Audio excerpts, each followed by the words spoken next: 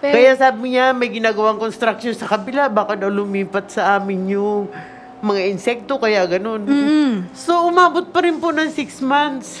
Dahil ano ko yung pinapaliwanag niya sa akin, baka nga naman. Pero nung nag 6 months na po, iba na eh. Sobrang baho na, parang may patay na hayop na ano.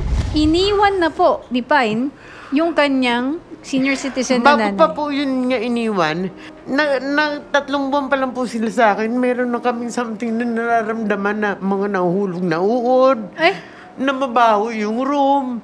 uod po? Opo, pero hindi niya po pinapakita sa amin yung room kahit gumagawa ako ng paraang katuking ko na magbibigay ako ng pagkain para makita ko lang yung room, ayaw nila. Ano po kaya yun? Ba't may uod? Bakit? Mabaho Inano- ba?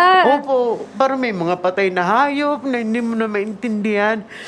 Kaya nung paliwanag niya sa akin, tapos sa banyo po, na sa taas kasi yung bahay nila, sa banyo may mga uod na itim.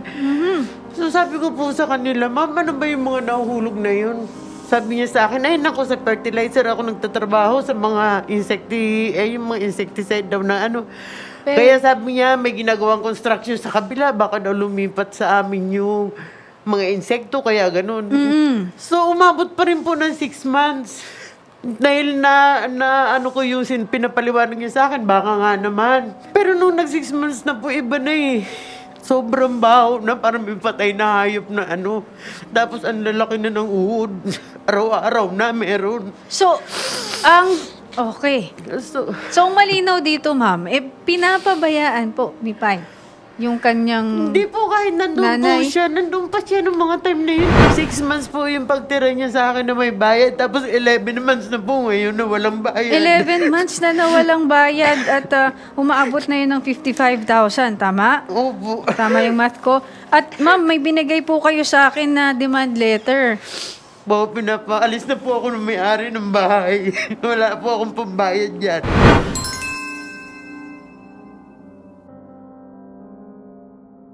Yung pong 11 months na hindi po nagbabayad sa inyo si Pine, ano po ang paliwanag niya? For sure, di ba, may kasunduan kayo, no? Kapag Ganun. hindi na nakabayad, dapat umalis Ganito sila. nga po, 3 months po, di ba, binigay ng barangay.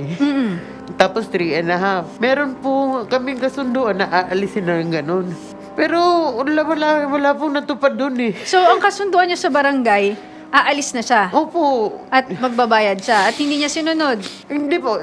Yung 3.5 months talaga, ma'am, kahit kako wala nang bayad, umalis na lang siya. Dalhin niya na lang mama niya. Pero ayaw pa rin. Hindi rin po niya sinunod. Ang katwiran niya, umalis na raw siya. Yung mama niya, paano po? Ano pong nangyari? So, kung umalis na siya, kasi ang sabi niyo po sa researcher, nandun na siya sa kabilang bahay, paano po yung kanyang 82 years old na nanay? Doon na po sa nandun bintana niya, inaabutan ng pagkain. Sa bintana. So, paano po yung dumi nun? I mean, Andun po lahat yung ihi, yung dumi naka-plastic po yung mga ihi. naka-plastic ang mga ihi. Pagkatapos yung dumi niya, nandun lang Andun lang din. siguro, hindi ko po alam eh. Kasi since binuksan ko po yung pinto dahil hindi na namin matiis yung amoy, kumalat man lang para hindi na masyadong nakukulo. Sobra naman pala itong Tinanggal si ko po Pine. yung pinto.